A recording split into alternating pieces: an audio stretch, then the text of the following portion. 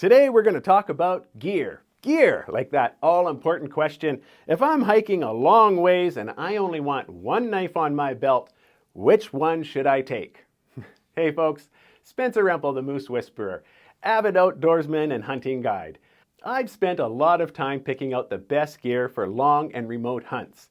Today, I'm happy to share with you my all-time favorite knife for versatility. Yes, you guessed it, or maybe you didn't, because I've never seen this knife around before, but I was happy to discover the SwingBlade by Outdoor Edge. Look at that nice little knife. Kind of reminds me of the fixed blade classic Gerber Gator. There's an extremely fantastic knife all to itself. See that? About the same size. Although this one's got something the Gerber doesn't have, and that's what brings it to the top of my list for the most versatile knife on my belt. Let me explain. When I first discovered knives with a gut hook on them, I was pretty excited and thought, that sounds like a great idea. You see, when you field dress an animal, it's amazing how the hair can take the edge off of your skinning blade. Well, I guess it's not that amazing, as the hair may be filled with dirt, sand or particles that damage the sharpness of your blade. Plus, even cutting clean hair seems to dull the blade. You want your skinning knife to be sharp as hell, just touching the perfectly clean skin and meat, slicing and opening up that membrane between the two. If your blade never touches hair, dirt, grass, or debris, it will skin an entire moose without having to resharpen. But when you start out, you've got to make your initial cuts into the hair and coming up through the hair. I would usually have another knife along just for that purpose, like this little one here. Now, eventually I tried a gut hook knife, but found that on big animals like moose and elk, the hook itself would just jam because of the thickness of the skin and the hair. So just using another knife seemed to be what worked the best. But now, with the SwingBlade, I get two knives in one. In fact, this gut hook, or gut blade, I should say, is much better than any other knife or gut hook I have used. With its rounded tip so as not to dig in and cut the meat, the blade stays perfectly on the surface of the meat while you can just push ahead, causing the skin to just split right open. And pretty darn quickly, too. Now, I know what you're thinking. How am I going to field dress an entire giant moose with a blade that small? Well, I've tested blades of every size, and I can tell you that this 3.5-inch blade is all you need. When I'm out on long remote hunts, I always field dress using the gutless method. It's lighter, it puts all of your moose into 6 or 7 parcels, as well as it's the least smelliest way to dress a moose, which is important when you're in bear country, especially grizzly bear country. I made a great instructional video on that process if you'd like to watch it. Just click on the link that's now on the top of your screen. All right, let's get back to this great little knife.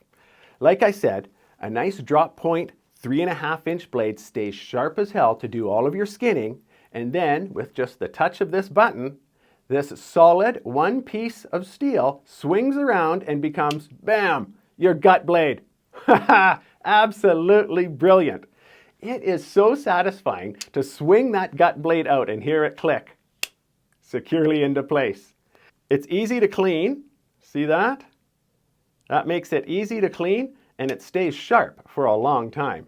It comes in 2 different handle colors, black for good looks on your belt, or blaze orange, so that you'll be able to find it when you set it back down. I always liked knives that were black or camouflage until I started using them a lot in the field. Now I've completely changed my mind, and blaze orange is the only way to go. Hey, where did I put my knife? Oh, there it is. Now, I know that many of you are still thinking that this knife is too small.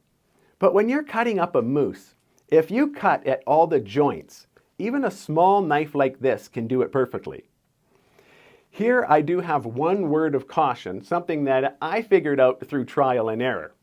When you get the knife right to the joint in the bone, say either a knuckle or a vertebrae, Keep cutting all the meat and sinew off until it's just nice bone. It should then, with a good hard twist, break apart. Now, here's the advice part. Avoid jamming the tip of your knife into that joint, trying to twist or pry it open or loose. I said before that this knife will stay sharp a long time, and that's because it's a very hard stainless steel. Now, I have no problem with hard stainless steel. It won't rust, it holds an edge, but the disadvantage is it's very brittle.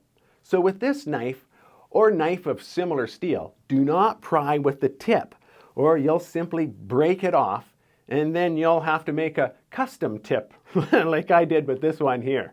Hey, that still works though.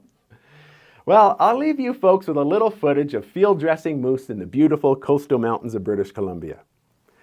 Moose meat is an absolute delicacy, and probably my most cherished wild meat. No, maybe elk is. No, it's moose. It's moose. No, elk steak though, man. You know what? It's too close to call. But last advice, when you're hunting and it comes time to field dress, make sure you take your time. Keep your meat clean, no dirt, no hair, no scent or urine. Peel back that skin carefully. Wear some of those thin disposable gloves and be careful. Bring some couple of tarps along with you so that you can lay that down, placing your meat on something nice and clean. Remember, this animal gave its life for you, that you could enjoy this wonderful meat for the whole next year or more. Treat it with respect, and you'll not only have the wonderful memories, but a freezer filled with this delicacy. I know for a fact that you hunters out there are doing just that, and I've personally tasted steak, burger, pepperoni, and sausage harvested, smoked, and cured to perfection from so many of my hunting friends. What's your favorite wild meat delicacy? Let me know in the comments below. Thanks for watching, folks. Every once in a while I like to do a gear review, but most of the time I'm telling hunting and outdoor adventure stories, and I'd like to tell yours. Send in your stories, either written or voice memo, to info@themoosewhisperer.com, and let's share them with the world.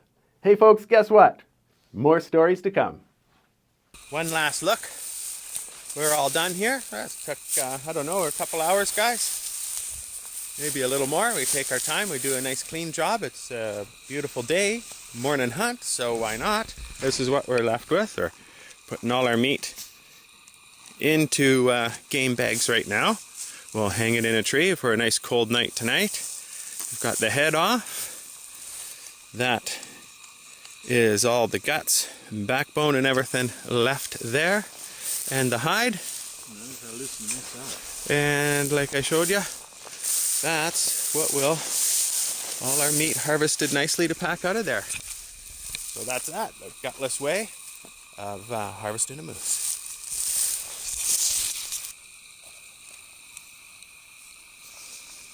On mine, Spence, and we'll walk over if Uncle Harv grabs this and a gun. That might not be a bad idea. Yeah, I'll grab that.